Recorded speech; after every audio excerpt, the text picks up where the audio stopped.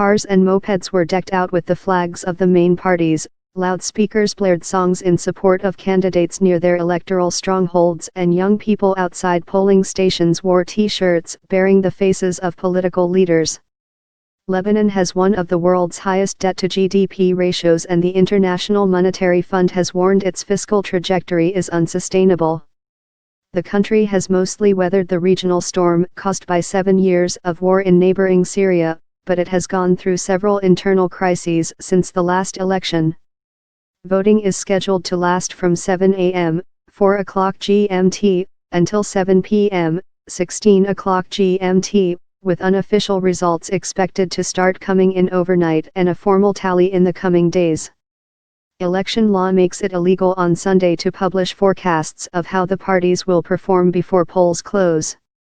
Whatever the result, another coalition government including most of the major parties, like that which has governed since 2016, is likely to be formed after the election, analysts have said. Abu Sami, 40, a civil servant, said he was tired of the established politicians. "Today I will choose new faces," he said. Parliament seats are divided evenly between Muslims and Christians, and further subdivided among the various sects of those religions. Lebanon's president must always be a Maronite Christian, the Prime Minister a Sunni Muslim, and the Parliament Speaker a Shiite. Analysts are closely watching the performance of Sunni Muslim Prime Minister Saad al-Hariri's Future Movement Party and that of the Iran-backed, Shiite Hezbollah group and its allies.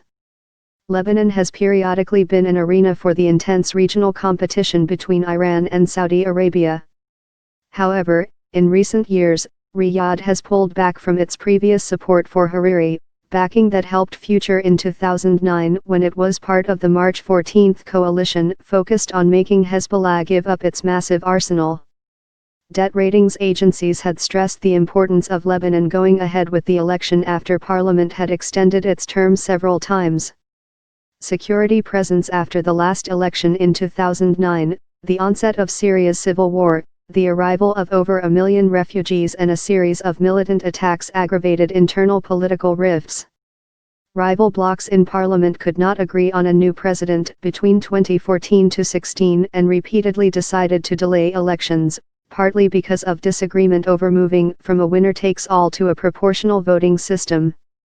The complicated new system has confused some voters and made the contest unpredictable in formerly safe seats but still preserves the country's sectarian power-sharing system. It is seen as unlikely to undermine the long-entrenched political elite, a group that includes local dynasties and former warlords. In municipal elections 2 years ago, independent candidates did well against established political parties by drawing on public anger at poor government services, including a crisis in which mountains of garbage piled in the streets. Despite some acts of violence and intimidation connected to the election in recent weeks, no major incidents were reported in the immediate run-up to voting or during the first hours after polls opened. Observers from the European Union and other international bodies are monitoring the poll.